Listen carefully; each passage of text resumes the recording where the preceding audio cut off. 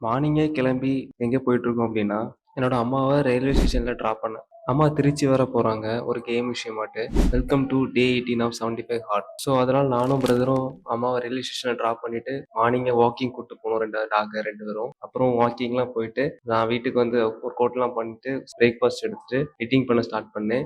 நெறைய எடிட்டிங் இருந்துச்சு. எடிட்டிங்லாம் முடிச்சுட்டு, லஞ்ச் முடிச்சுட்டு, ஈவினிங் ஒர்க் அவுட் பண்ண போலான்னு பார்த்தா, பயங்கரமான மழை பெய்துட்டு இருக்கு.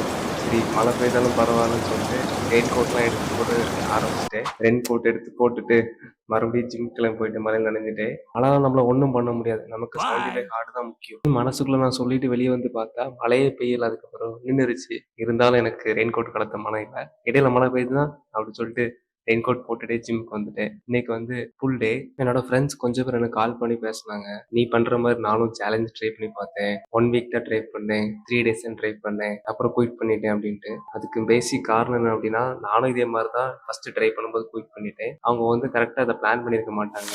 எந்த அளவுக்கு அது கஷ்டமா இருக்கும் அப்படின்ட்டு. ஈஸின்னு நெனச்சு நெறைய பேர் ட்ரை பண்ணி பார்க்குறீங்க. அதே மாரி நீங்களும் ட்ரை பண்ணி பாருங்க. ஒண்ணும் தப்பு இல்ல. ஃபர்ஸ்ட் டைம் ஃபெயில் தான் ஆகும்.